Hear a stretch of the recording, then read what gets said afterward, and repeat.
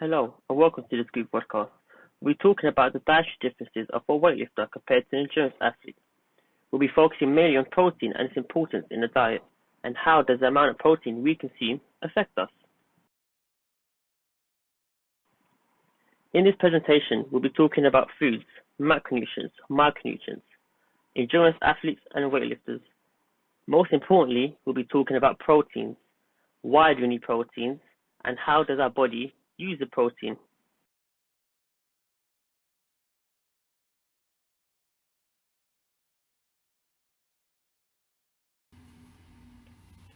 As humans, we need to consume food to maintain homeostasis. However, the foods that we consume get converted into energy, therefore, our body can use this energy to perform day to day activities. Without sufficient amount of food, our body doesn't work the way it has been designed to and can start to create problems and cause us to fall ill. Carbohydrates, fats, and proteins are the most common and talked about foods that we eat. These three are all called macronutrients. Macronutrients get their name because we need them in large amounts, more than we need micronutrients. Micronutrients are better known as vitamins and minerals, which are found in different macronutrients. We need these in small amounts. To help us know how much of what macronutrients we need, the government and leading health organization publish DRI. This stands for Daily Reference Intake. This shows us the maximum number of calories and nutrients one should consume in a day. The amount varies depending on gender and age. The National Health Service, better known as the NHS, published on the 8th of June 2020 the Eat Well Plate. This is the most updated version of the Eat Well Plate in the UK. This says that women should consume a total of 8,400 kilojoules, which is energy, and 2,000 kilocalories, which is the food. And men should consume 10,500 kilojoules, or 2,500 kilocalories. This total calorie count is the sum of fats, saturated fats, carbohydrates, sugars, protein, and salt. This Eat Well Plate does not target children under the age of 5. The NHS have this guide so they can show us how much macronutrients you should consume on a daily basis to stay healthy. By looking at the plate below, 1/3 is made up of fruits and vegetables. The second third is made up of carbohydrates. The final third of the plate is a combination of fats, proteins, and unsaturated oils. The Eat Well Plate also encourages us to consume liquids. 6 to 8 glasses of water.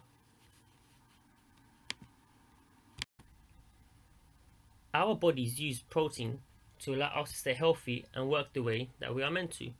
Protein can be found in our muscles, organs, tissues, bones, hair, and skin. Therefore, protein is crucial in our diet because majority of our body needs the protein. It also helps create antibodies that fight off infection and illnesses and help keep cells healthy and produce new ones. Protein is not as important in releasing energy as carbohydrates and fats are. Protein provides 4 calories per gram consumed. Its main job is help the body repair its damaged tissue, grow tissue, and development. Majority of the dairy family are known as proteins. For example, milk, eggs, cheese, meat, poultry, and fish. This is because they contain high levels of protein. Protein is what we eat. However, for our bodies to reap the rewards that protein has to offer, our bodies must break the protein down into smaller units called amino acids. These amino acids are organic and are made up of nitrogen, hydrogen, carbon, and oxygen. Amino acids are long chain-like structures which, depending on their chain makeup, determine the protein's function. There are a total of 20 amino acids split into 2 groups, 9 of which are referred to as the essential amino acids. Therefore, without these 9, the body is unable to function normally. The remaining 11 are non-essential because the body can synthesize them by using the other 9. I'm going to give you an overview of what protein is. Protein is a polypeptide made up of amino acids. protein has a very similar structure to DNA. This is because during the transcript phase and production of protein, DNA is used as a template. Amino acids are single strands of protein and have differing R units. This defines what amino acid it is. In this slide, we're going to dive deep into the actual makeup of a protein. Protein is made up of 4 layers: the primary, the secondary, the tertiary, and the quaternary structure. The main focus for us is the primary structure. This is what is the bonded set of amino acids. The amino acids are bonded together via peptide bonds.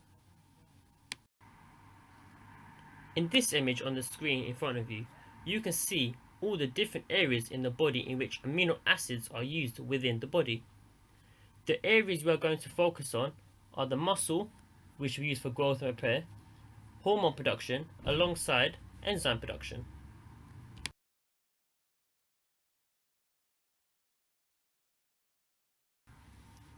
As many people are aware, protein plays a vital role in the muscle regeneration and growth. However, not many people are aware of how protein is used within the body. During exercise, we cause small tears to appear in the fibers of the muscles. During recovery, satellite cells cause the body to bring protein to the damaged area and are there used to rebuild and regenerate the damaged muscle cells. How does protein affect enzymes? I've already spoken about how proteins are made up of amino acids. These amino acids are used in production of enzymes after deamination, which is a breakdown of protein within the body. Enzymes are crucial in the body for chemical reactions and act as a kind of catalyst for many reactions, meaning the reaction will not occur without the enzyme present. I will expand on how this is important in our athletes a little bit later. Similar to proteins, the role of the enzyme in production also important in hormones, which are the way cells communicate together within our bodies. Hormones are responsible for maintaining homeostasis, which is effectively keeping our body in balance and keeping the conditions in our body optimal. A typical marathon runner's diet will consist mainly of a lot of carbohydrates. Carbohydrates are very important for marathon runners due to the high amount of energy that is contained in them. Even though a runner's diet would be carbohydrate based, proteins are very beneficial. Proteins rebuild the damaged tissue and stimulate the development of new tissue after a long run. In a typical marathon diet, the athlete will need to eat 1 to 1.6 grams per kg of their body mass. For example, if someone weighed 70 kg, they will need to consume 70 to 112 grams of protein a day, which will vary person to person as everyone doesn't have the same weight. A few weeks before the marathon, an athlete will try to consume carbohydrates including whole grain rice, pasta, due to the releasing energy slower over time and will build up the carbohydrate tank. The week before the race, the runner is mainly focused and increasing their carbohydrate consumption. This method is called carbo loading. This is when an athlete has a carbohydrate focused diet to store up on energy for the race. During this week, protein intake will be restricted due to the athletes needing the most amount of energy as possible. Protein will still be consumed, just in smaller amounts to help with muscle recovery. As said before, proteins are broken down into amino acids and then enzymes. Without this happening, the rate of glycolysis would decrease, leading to NADH being produced less. This means that lactic acid won't be removed as fast, which will have a negative impact on a marathon runner over time during the run. The less lactic acid that is being removed, the more the runner will start to fatigue and exhaustion will set, in which can cause multiple risks, including injury. Lactate clearance is very important when marathon runners are mid-race, as this will stop their muscles from cramping up, them feeling nauseous and feeling short of breath, which will impact their run. Here's a dietary example of a professional endurance athlete who goes by the name of Sir Mo Farah.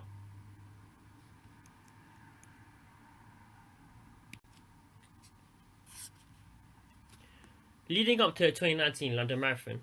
Before the London Marathon in 2019, Sir Mohammed Farah had a pretty strict diet consisting of a larger breakfast at 7 a.m. before training. He trains at 9 a.m. 2 pieces of malt grain toast with jam and butter, small bowl of porridge, and a cup of coffee. After training, he would have a protein shake and a carbohydrate drink 25 minutes after training. During the day, he would eat small meals spaced out over the whole day, consisting of pasta, chicken, rice, tuna, salad, and vegetables. Before the race, he would stick to salmon or chicken and rice. At least 2 cups of coffee 2 to 3 hours before the race starts. Here, you can see on this slide, is a dietary intake of what Eddie Hall would eat on a day-to-day basis. As you can see, he wakes up pretty early in the morning, roughly 3 a.m. That's where he has a protein shake. He has 2 protein shakes in the morning. Breakfast time, he has a big breakfast which has sausages, beans, tomatoes, beef jerky and porridge. He has a mid-morning snack, lunch, snacks again after lunch. Before training, he has a protein shake again, and his evening meal usually is spaghetti bolognese. That's where he gets all his carbohydrates from, steak, chips, and before bed, he also has another protein bar. As you can see by looking at this first glance, he has a lot of protein in his diet. This is to make sure and allow his muscles to repair and regrow before his next training session. Now we're going to talk about the benefits of protein for weightlifters. For weightlifters, protein can be essential because it helps increase muscle mass and strength, and that's what a weightlifter needs. It is also benefits them by helping with the process of recovery. After intense training sessions, a weightlifter can tend to get sore, and protein is involved in the recovery process as it forms the main building blocks for tissues and organs. So now we're going to talk about what protein does for the body. So here we're going to talk about and compare the difference and the benefits of protein and see how a weightlifter would use it compared to a marathon runner. So a typical marathon runner consumes on average around 1 to 1.6 grams of protein per kg of mass, whereas a typical weightlifter would consume around 1.5 to 2 grams per kg of mass. Many weightlifters would be at the high end of these figures. Moreover, protein is also used to help build muscle predominantly. However, for a marathon runner, the protein will be used to help build type 1 muscle fibers. This is used for endurance athletes, enabling the muscles to work for longer periods of time. Whereas for a weightlifter, the protein will help develop their type 2A muscle fibers. This allows them to produce power more quickly. That's the end of this presentation. Thanks for watching, and we hope you learned the importance of protein and how it is used in different sports.